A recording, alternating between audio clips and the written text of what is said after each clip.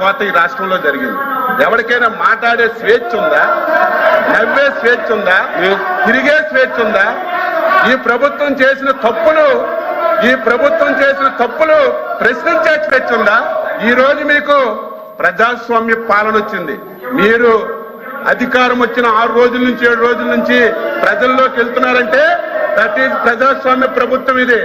మీరు 5 సంవత్సరాలు మేము ఏదైనా కార్యక్రమంకి వెళ్తామంటే 5వ గంటకే, ఏకోజామున 5వ గంటకే పోలీసులు వచ్చి గేట్లకు తాళాలి.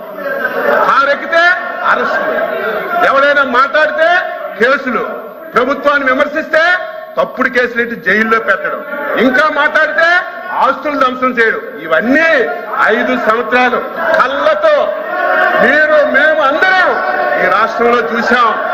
మేము ఈ రోజు స్వేచ్ఛగా మీరు వెళ్ళండి, ప్రజాస్వామ్యబద్ధంగా మీ పరిపాలన మేము చేస్తున్నామని మీకు స్వేచ్ఛనిచ్చి మాట్లాడిస్తున్నటువంటి ముఖ్యమంత్రి అధ్యక్ష చంద్రబాబు నాయుడు గారు, ఈ రోజు మళ్ళీ చెప్తున్నాం, ఈ ప్రభుత్వానికి, ఎన్డీఏ ప్రభుత్వానికి పేదరికమే క్రైటీరియా. అయితే పట్టాలు ఇచ్చారో అవన్నీ వెరిఫై చేసి లబ్ధిదారులకు అడిగి నువ్వు 1 సెంటు కట్టుకుంటావంటే కట్టుకో.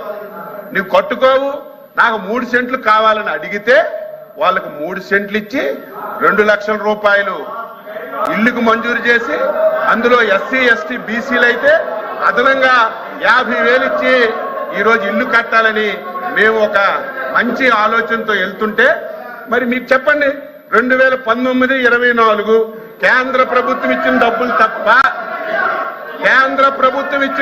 తప్ప మీ రాష్ట్ర ప్రభుత్వం ఒక పైసా ఖర్చు పెట్టమని చెప్పండి. ప్లీజ్ మంత్రి గారు చెప్పండి.